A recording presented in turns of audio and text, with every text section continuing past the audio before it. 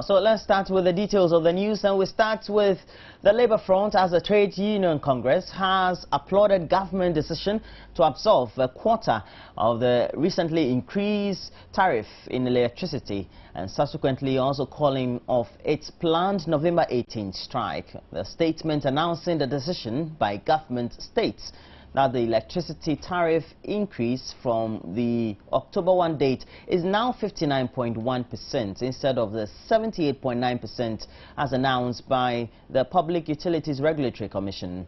The TUC, however, says it will continue to push for a reduction in water tariffs as well, as stated in the statement. TUC Secretary General Kofi Asamoah explains the 25% reduction was concluded with government on Thursday, November 7.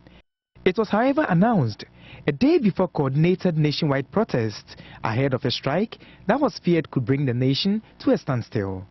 It's been quite a struggle, and if you take account of what happened from the day that the announcement came up to when we gave an ultimatum and the President, His Excellency the President, intervened, the technical committee and what have you.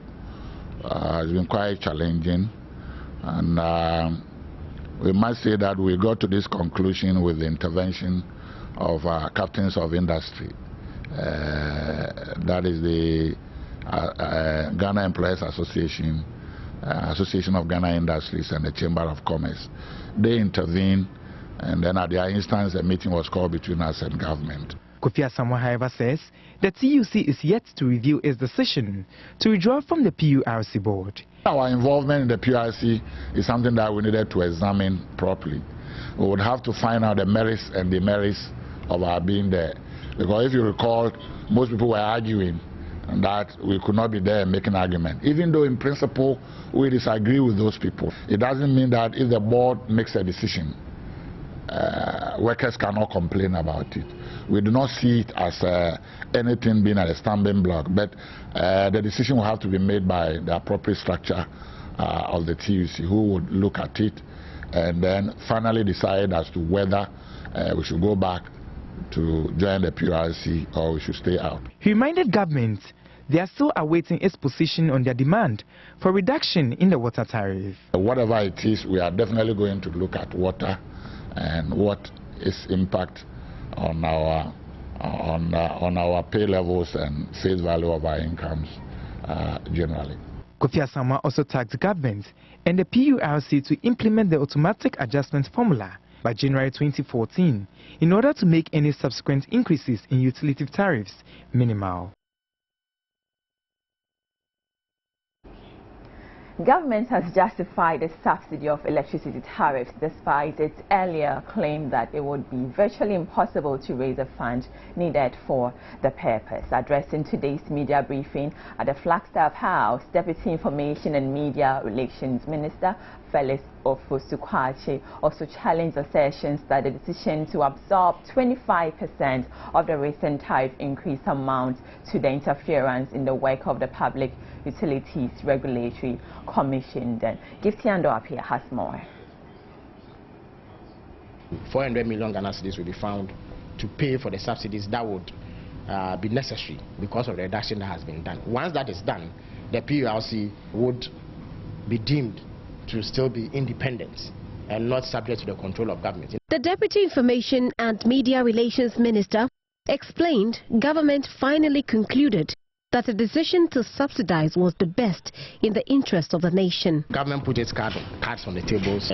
Other social partners also did so, and there was consensus at the end of the day that this is the best position to take on this particular matter. So government has committed itself to find the money to do that, even as it also strives to address whatever challenges may arise because of this particular decision. The commitment comes at a time government has variously stated that the economy is challenged and cash-strapped.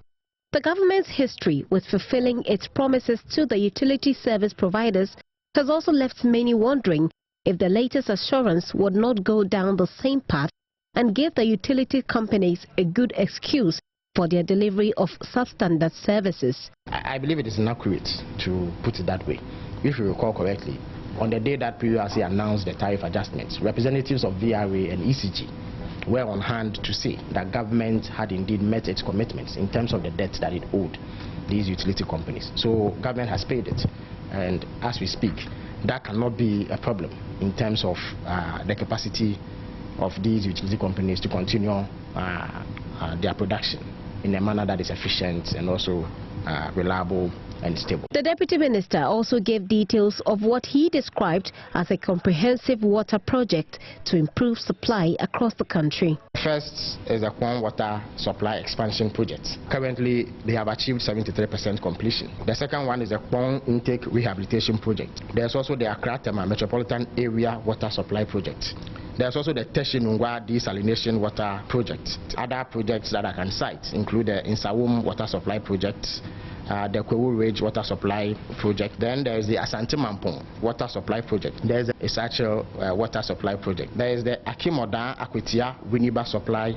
I must indicate that this is only an abridged version of a comprehensive program that covers about 30 different major water projects. This, he says, forms part of government's efforts to further strengthen the utility service providers and reduce their dependency on tariffs. Felix Kwachio-Fosu, however, stated that government is yet to settle on a reduction in the tariff for water.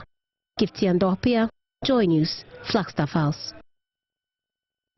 Well, so how will the utility companies take this very announcement by government? Well, the prepaid consumers of the Electricity Company of Ghana will be reimbursed for purchases made from October 1 when the tariff increment was announced to reflect the new 25% subsidy from government.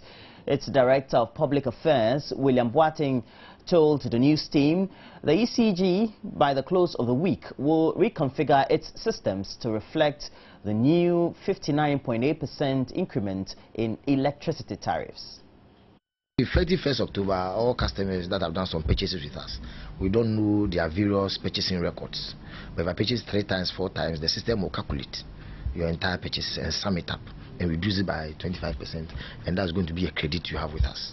And when you go to buy, the vendor will inform you that the system is saying that you have this amount of money with us based on government directive in reducing the tariff. He also explained the reduction in tariffs from 79.8% to 59.8% will not in any way affect the operations so long as government fulfills its promise to pay up the difference. The initial challenge is this reprogramming and ensuring that those who have already purchased power will give back their difference. That is going to be the initial challenge to ECG, and we are going to work assiduously to ensure that we complete this programming quickly and then customers enjoy the reduction. With the subsidy, it's a matter of calculating how much the 25% is going to cost the government, and then we submit a bill to government, and then we wait for government to pay. We believe that the government knows that energy is the backbone of the economy, and so definitely we are going to be the number one priority when it comes to payment of government bills. The 25% reduction is estimated will cost government about 400 million Ghana cedis.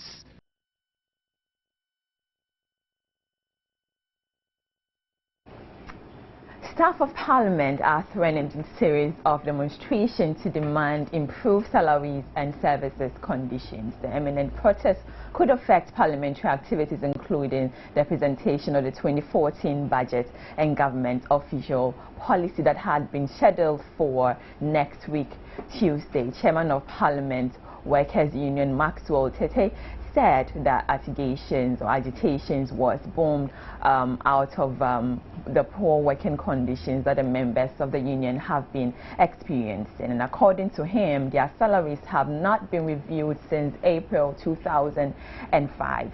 He said the workers' union has written formally to management about their concerns and has given them up to the end of the month to react to the issues raised. Meanwhile, the Speaker of Parliament, Edward Joe Ajaho, will be meeting the workers today to resolve the issues amicably.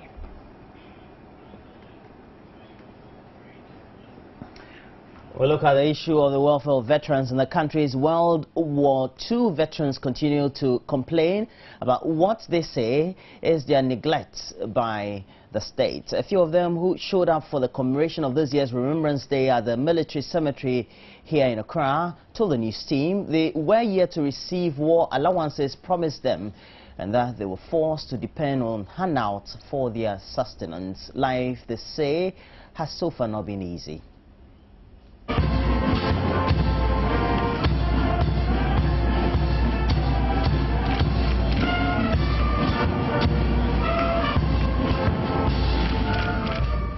The World War survivors expressed bitterness about their neglect by both government and society, explaining that their only source of income is the proceeds they make from the sale of Remembrance Day puppies.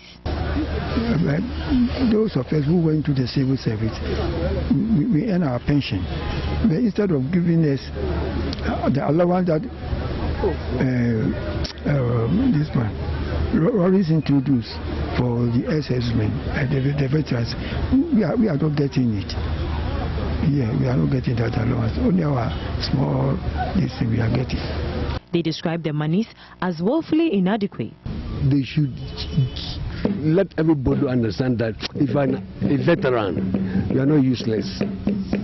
Every veteran is associated with love and understanding. But now today, a veteran is what? Go and die. Do you know the money they give it? They call it chop and die. We are not going to chop the money and die. But still, we are taking this money to still work for the country. Why do you tell people that this is chop and die money? Major Flemish, a veteran and member of the Estwell Urban Training School in the Gold Coast, says life has not been easy at all since his return from the World War. After the army, nobody who as an army officer, what have we done? Experience means, just like my grandfather just said, he's been in the frontiers. And today, what have we done to help him? I thank God I'm alive, I'm kicking, because during my days in the army, Holy Spirit, give me another opportunity. If God gives you another opportunity, it's going to be very great. President Mahama laid a wreath on behalf of the people of Ghana as part of the 68th Remembrance Day activities. British High Commissioner Peter Jones also laid one on behalf of the Commonwealth and allied countries, the Chief of Defence Staff for the Ghana Armed Forces, the Dean of Diplomatic Corps for all servicemen, while the Osumanche laid his on behalf of traditional leaders in the country. There were no speeches, even though the President had a brief interaction with the veterans.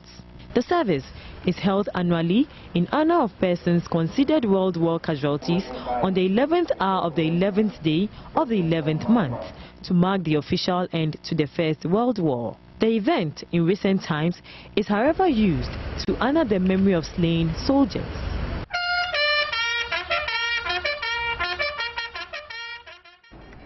The Center for Freedom and Accuracy has asked Ghanaians to demand the abrogation of the sale of Merchant Bank to Fortis Equity Fund Limited. Addressing the news conference Monday, the Executive Director, Andrew Awuni, questioned the credibility of Fortis and then described the transaction as daylight robbery. Fortis Equity Fund, the entity the Bank of Ghana approved as the new owners of Merchant Bank, according to the Center, offered 90 million Ghana cedis for the 90% stake of the bank, with the remainder split between SNIT and the SIC. This, the Center, however, says, pales in comparison with the 199.3 million Ghana cedi offer made by First Rand for a 75% stake, which was rejected by the Central Bank. CFA Executive Director Andrew Awuni adds that it is equally curious that the 5-month-old Fortis Equity Fund has no business transaction records since it was incorporated. I think that the deal is bad. The deal should not be allowed to happen. For a company to register only 5 months ago and with no experience, no capacity whatsoever, buy a state asset such as Merchant Bank is questionable. it appears that the central bank is practicing reverse transaction here. We have a situation where the stakeholders are still negotiating. They really don't have a signed agreement. How the Bank of Ghana can jump into giving an approval is questionable. Do we really have a signed agreement? Has Senate and Fortis signed an agreement? He also cited the company's stated capital, which he says should ordinarily not qualify it to operate a bank as per the Bank of Ghana's own regulations. What is the minimum stated capital requirement for anybody who wants to start a bank? 120 million Ghana cedis. How can they allow an institution that has just 5 million Ghana cedis as its stated capital buy a bank and its license? If they will not grant a license to anybody who does not have a stated capital of 120, how can they approve the purchase of merchant bank to a company that does not have even 10 million Ghana cedis as stated capital? Andrew Awoni further called on SNIT to terminate the transaction immediately and asked other stakeholders to investigate what went into the transaction. Matilda Wamegas reports for Joy News. Okay, so take the headlines again. Now, TUC calls off planned nationwide protest over recent utility tariff hikes as a government decision to absorb 25%. Well, despite the concerns by civil society and the utility companies themselves, the promise has again been reiterated by government that the 400 million Ghana cedi subsidy will be paid. And the ECG has also assured it will effect the necessary changes in its billing system to prepaid electricity users will enjoy. We hope that will be done. Oh, yes, especially so that I can have those credits that go on my meter very often to now be reducing subsequently. I hope so. Now, up next is sports with Rashida. Just stay on.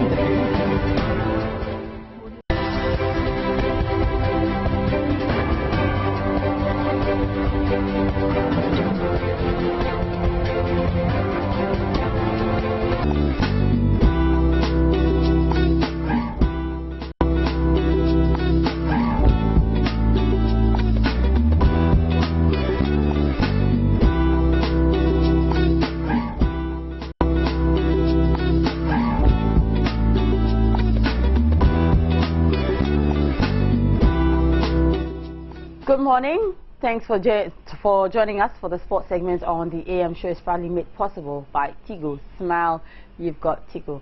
Now, we begin with a very bad sort of notice on the part of Accra Hearts of Oak because they have been banned from using their home grounds, the Accra Sports Stadium, until further notice. Now, remember that in their Week 9 game against King Faisal, which they drew, Week 10 game actually against King Faisal, which they drew 1-1, there was some sort of confusion, and so some of the fans took the law into their own hands and got onto the pitch. They actually invaded the pitch, and a decision from the PLB states that Hearts of Oak should not use the Accra Sports Stadium until further notice. And so their next home game will be played at the Robert Mensah Sports Stadium. Quite bad for a team who celebrated their 102nd anniversary yesterday.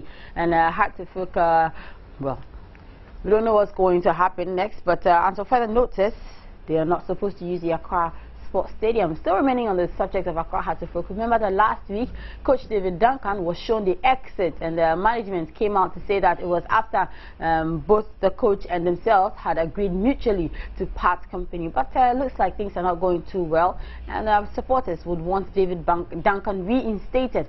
Now, we've been speaking to a couple of people.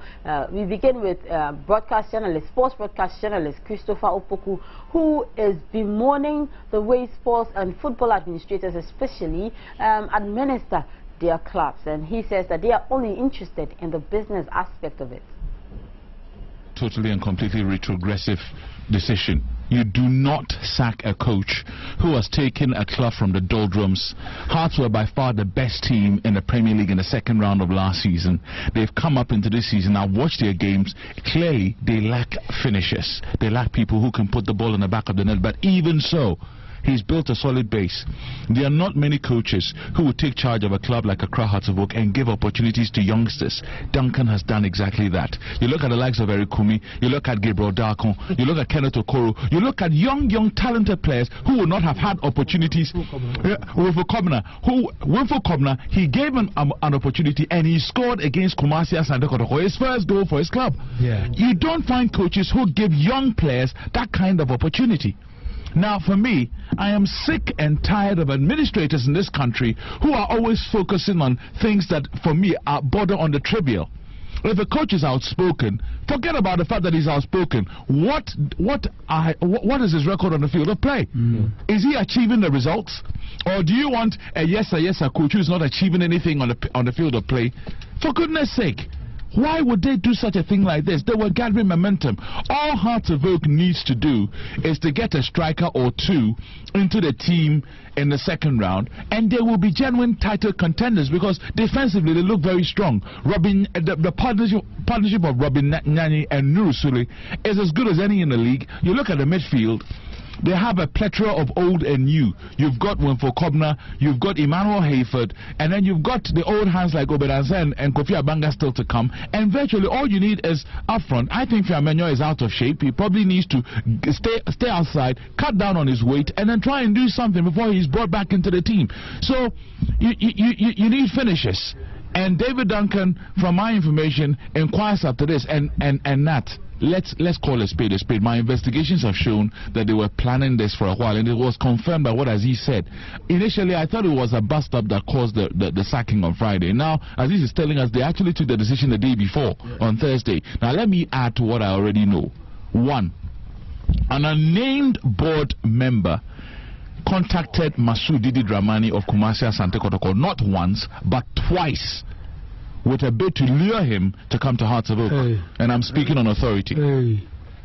Number two, the same unnamed board member went ahead and contacted J.E. Sapong. Now, the thing about J.E. Sapong is that J.E. Sapong was David Duncan's coach at Accra Great Olympics.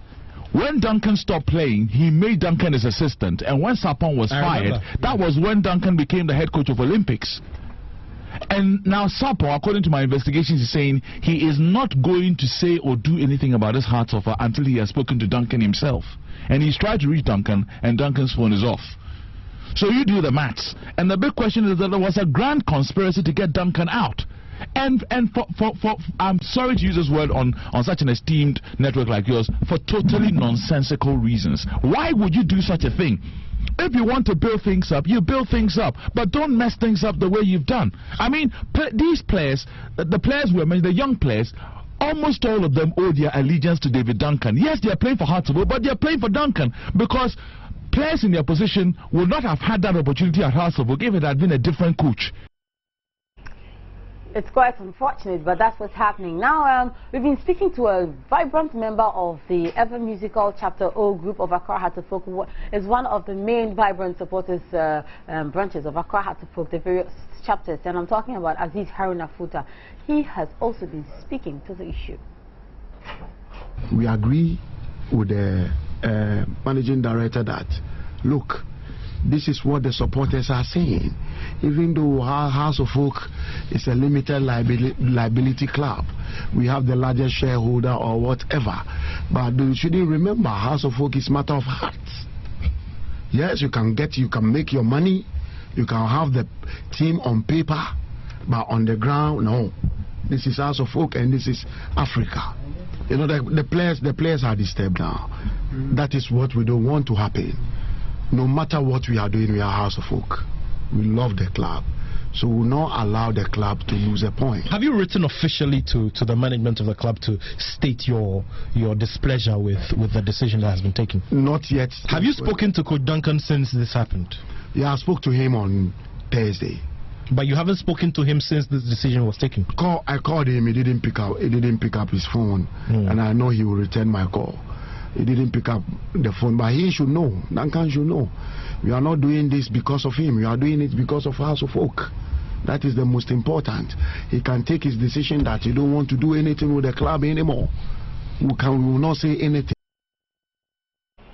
Right, away from issues of Accra Hattifuk, influential Ghana forward Abdul Majid Waris has arrived in Turkey to join the Black Stars camp ahead of next Tuesday's game against Egypt in Cairo. Now, the 22-year-old, together with he actually touched down yesterday evening, and we have Jerry Akamenko, who was one of the first players. Of course, Jerry Akamenko is based in Turkey. He was one of the first players to arrive in camp. Today, however, Kevin Prince Boateng and Michael Essien will be joining the camp. Asamoah Gyan and Sule Ali Muntari, they are all in camp. We'll bring you updates from Istanbul, Turkey, where the Black Stars are actually camping ahead of next Tuesday's game against Egypt. Now, let's turn our attention to Season 7 of the annual Joy Sports Invitational Tournament, and today we throw the light on Global Access. They are a microfinance savings and loans company. This year, even though I have lost most of my players, Exodus, but I have equally good players. So I'm assuring you that the kind of game we are going to play, we're not putting on air because we know our opponents are also getting ready. So, on the field of play, you see the kind of game I will introduce. Last year, I played the catalytic formula. But this year, I am coming out with a new formula. And after the game, after we have lifted up the cap, I'll tell you the kind of game we played. We are very poised for this year's game. And all that we want to say is watch out for Global Access. We are not giving the cap, we are maintaining, we are holding on to the cap.